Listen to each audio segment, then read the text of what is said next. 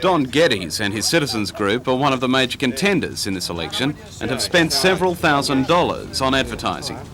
What's the response been, do you think, from the electorate? Well, the response has been extremely good to me. I've been very happy with it. Of course, there's a lot of people that particularly won't vote for me, but the ones who have spoken to me, the people who have stopped me in the street, the people who have rung me, the people who have written to me, makes me feel very happy. Now, Vic Bell, on the other hand, running as an independent, has relied on family and friends to help in his electioneering. Vic, as an independent in this election, are you confident? I'm very confident, and I'm a very proud man today that 3 candidates could organise and have enough friends and helpers to pamphlet the city with almost 50,000 letter drops and get almost as many workers as some of the major groups have got on the polling booth. And Lord Mayoral candidate Labor's John McNaughton is also confident his campaign has succeeded and will result in a good outcome for Labor. Have you been encouraged by the response from the electorate? Yes, I've been personally encouraged by it. The number of people who stopped me in the street and wished me well and so on over the last couple of weeks has been very heartening.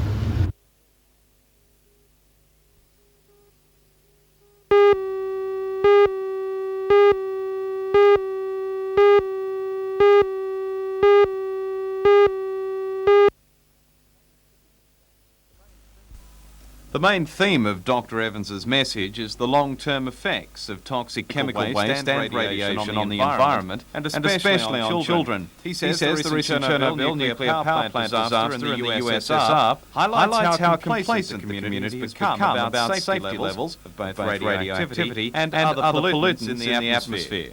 It's got to raise big questions about what are going to be the long-term effects of that particular incident. And for many people in the Soviet Union and the surrounding countries, that I think is going to be worrying for a long time, but it's not confined there. We are having effects of it in the UK, obviously, and there are restrictions on the movement of cattle and sheep, milk products in some areas, because there is a direct fallout effect. But that's transient, and in a couple of years' time, that movement will be restricted to just one's memory. But the problems that Chernobyl will have generated are probably going to make themselves known for quite a long time, by which time it will be difficult to establish a causal link, and that's my concern.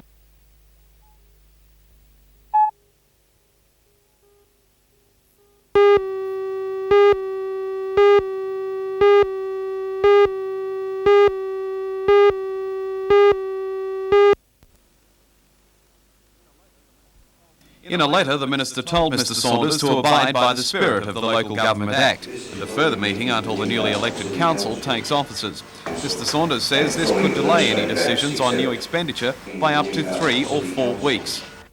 Well, it does seem a bit peculiar. You know, I've been here 2 years doing this situation, and it's rather peculiar that I should be asked to discontinue at this stage in view of the legal opinion from the Local Government Department, which maintains that the Administrator remains in office until a new council is elected. Of course, they won't be elected until the count is finished.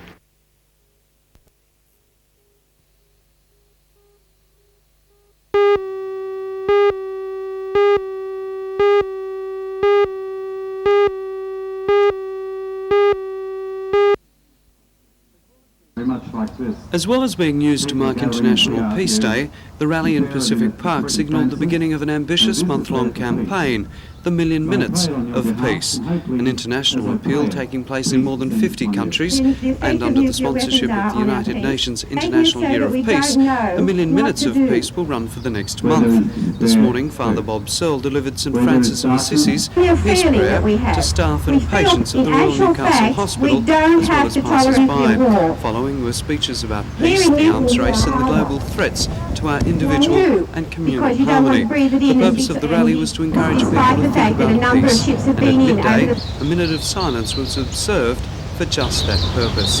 During the Million Minutes of Peace campaign, which runs until October the 16th, it's hoped that people in Australia and elsewhere around the world will pause on a daily basis to develop a sense of peace within themselves, at home, in the workplace and in relationships, an ambitious concept that will hopefully bring the people of the world closer together for the common good.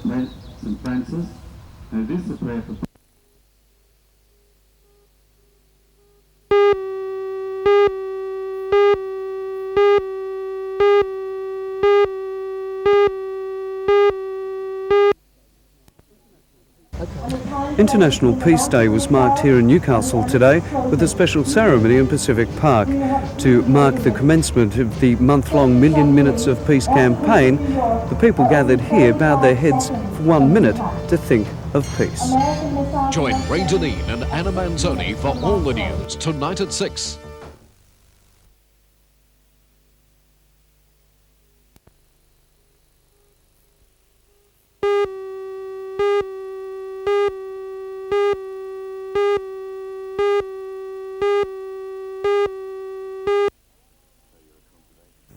So you're a conservationist. I want all logging to stop. But the forest industry replace every tree they take. I don't care. In New South Wales, the Forest Products Association believes the campaign will alert the public to the importance of the timber industry. I don't care. Aren't you in danger of labelling all environmentalists as radicals? I don't care. No, we're not. What we're saying is there's a small fringe of people who have a exports for Australia. real philosophy of stop everything, stop industry. Some people just and they've got can't the see wrong the future philosophy, and we for want the to trees. change that view in the public perception. Not to mention The campaign also coincides with the floating of fresh wilderness proposals by the Minister for Planning and the Environment, Bob Carr.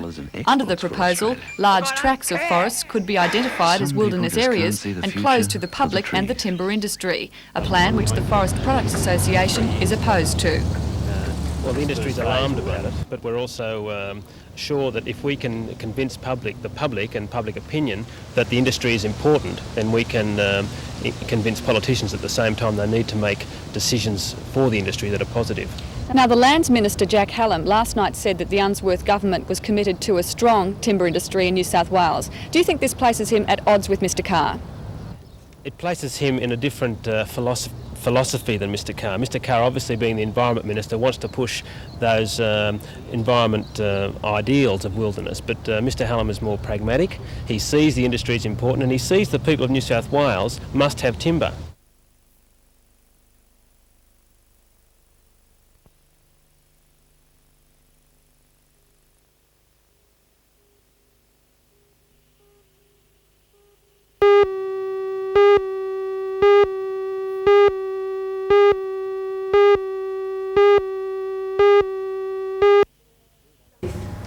The third annual Young Speakers Award attracted 12 entrants to the Newcastle City Hall last night.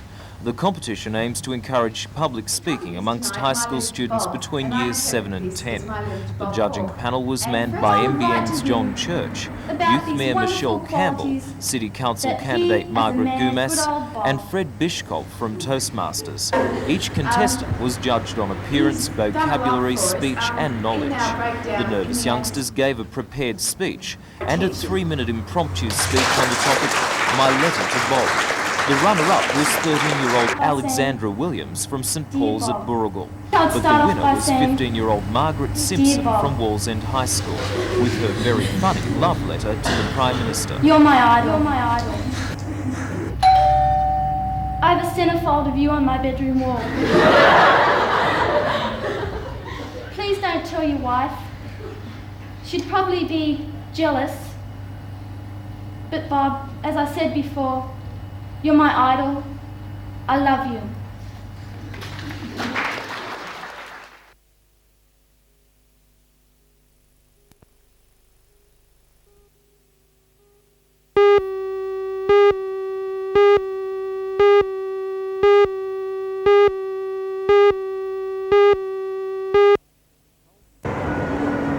Coles employed 4 staff at the regional markets to buy produce for their 9 Newcastle and Lake Macquarie stores.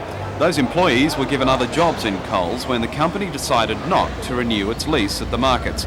Coles now has a buyer continuing to supply their local stores, as well as direct suppliers for potatoes and onions. The move may also mean some produce would be brought in from Sydney, but a Coles spokesman says the company will continue to maintain a presence at the Newcastle markets, but at a reduced level. The Newcastle Chamber of Fruit and Vegetable Industries declined to comment on the decision. Commission agents say that the Coles bill is about 10% of the weekly turnover here at the regional markets. That's between $70,000 and $100,000 a week.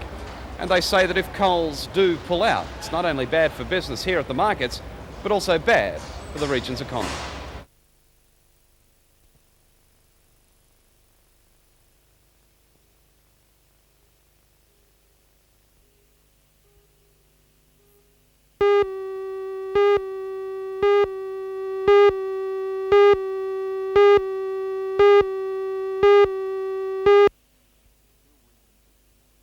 The Steel Region's Assistance Program originally allocated $9 million to the Hunter, but in the last 3 years, only $2.5 million has been given for specific projects. Many projects were counting on receiving their share of the remaining $6.5 million in this financial year, but only $1 million was allocated in the federal budget. The Newcastle Regional Museum alone requires $1.3 million over the next 12 months. Other projects, depending on the funding, include the Maitland Heritage Mall, the tourist tramway at Spears Point and the Mountain Made gold mine at Gloucester. While the federal government has yet to announce how the $1 million will be split, it is quite clearly not enough to go around. The Newcastle Town Clerk, Barry Lewis, has written to the federal government asking for a financial commitment to the regional museum. The City Council wants a commitment that the money will come, if not now, then later. Tenders for the museum close on the 6th of next month, and construction was planned to begin by the end of October. The Hunter Development Board is also worried by the shortfall of funding. The Tourism Ministry generally is concerned about it because it was seen to be an industry which could supply a very large employment generator effect in the Hunter to take up the jobs that were lost under the steel industry's restructuring. Another victim of the money squeeze is the Hunter and Lower North Coast Tourism Authority. The authority's long-awaited marketing campaign will be launched tonight at a black tie dinner at the City Hall. $1.4 million of steel program money has been earmarked for the campaign, but so far only $400,000 has been received. The level of the campaign has been designed based on the expectations of the SIOP funds. However, we've always identified that we need to develop other sources of funding, and we'll be putting those programs in train whether or not we receive the SIOP funds. Nevertheless, they would be very helpful over the next 12 months. They would certainly meet some short-term requirements for us.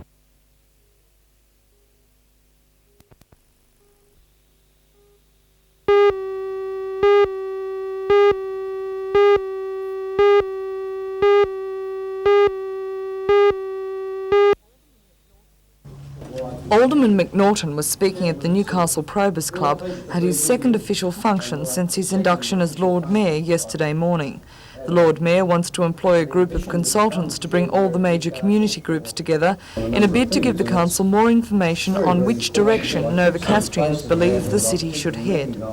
And I believe that if we can link all those things together, we can make this city really, I'm not talking about booms or anything like that, I'm talking about quiet, steady progress in the right direction. And the right direction is what the citizens of Newcastle want, and it's up to the City Council to be the catalyst that allows that to occur. The new Lord Mayor also expressed concern at the abruptness with which Mr Saunders left yesterday. By law, as soon as the new council and Lord Mayor have been installed, the administrator's duties and responsibilities cease. But Alderman McNaughton believes there should be an official handover period. I have his home phone number and an invitation to ring him at any time of the day or night that I wish. And he will come back to Newcastle and assist us if necessary. And so that handover period that I would have normally expected won't take place, but we have unofficially all the lines of communication we need. We have agreed.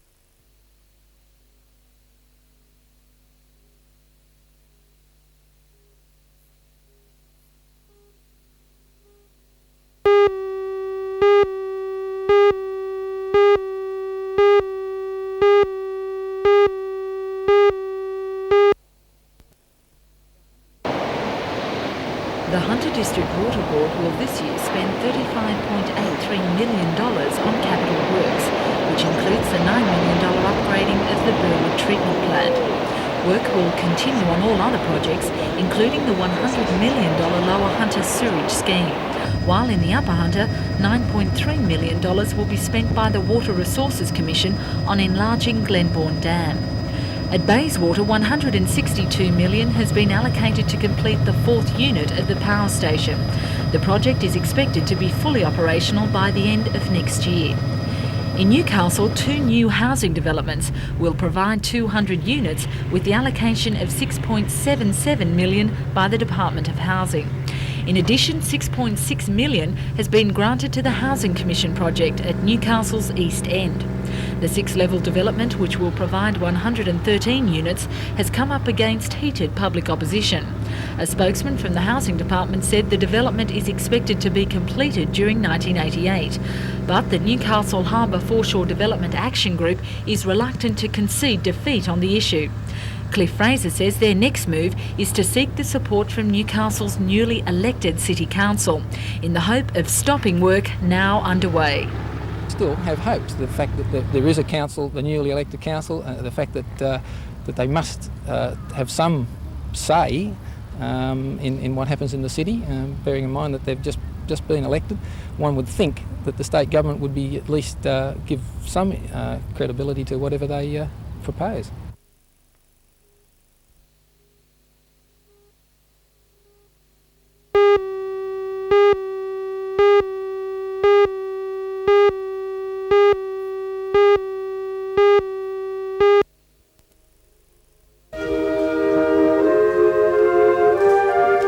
Master of Band Music gave his lesson at the Newcastle Workers Club this afternoon. Claude Smith has been brought to Australia by the School Bands and Orchestras Association to pass on some of his extensive knowledge of instrumental and choral music.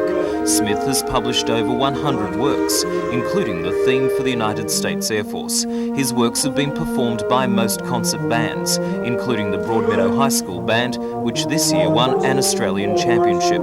Smith began his career as a music teacher, and his ability to teach was obvious as he led the band through the subtleties of one of his compositions titled Variations on an English Folk Song. He says band compositions are still popular. For one thing, I think because of the immense amount of music that's being published for bands, especially in the States, we have publishers who are committing a lot of money to publishing music, and students love it.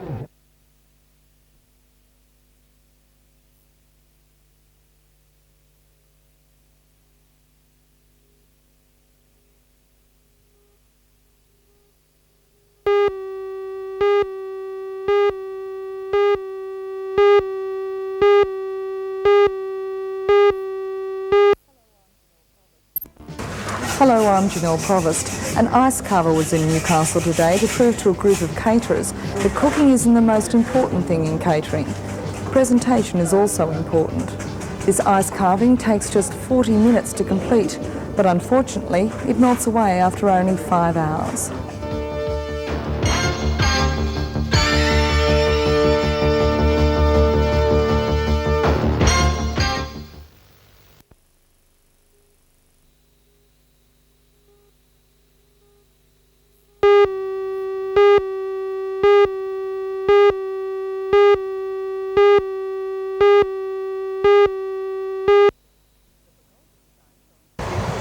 The Colburn site is on part of Sobel's winery, originally known as McPherson's. Negotiations are still believed to be underway between Mr Wong and Mr Sobel's over the sale of the 4 hectares of land for the complex. Mr Wong says the idea is based on the chain of old Roy Yen inns in Japan. We have done a research before we designed to that area, and we found in Hunter Valley there's a very big demand for motel business. I'm confident that we will employ a lot of local people besides the Japanese people. Architect John Moorcroft went to Japan to look at the Roy Yen inns before designing the one for Colburn.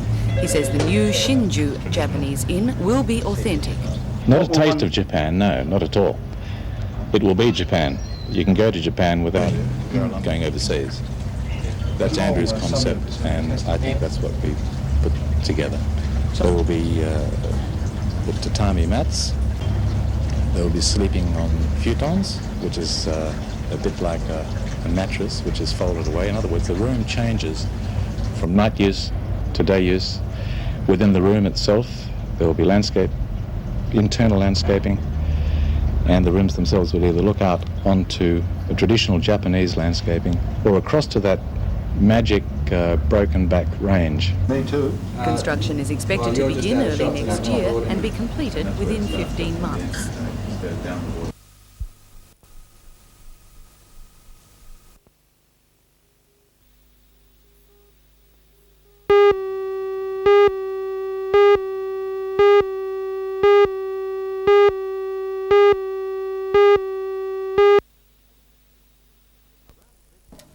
Around midnight, a highway patrol car was arriving at Verdigan's Gap, 10 kilometres south of Bulladila, in answer to a complaint about straying wild horses, when the two officers on board witnessed the horror.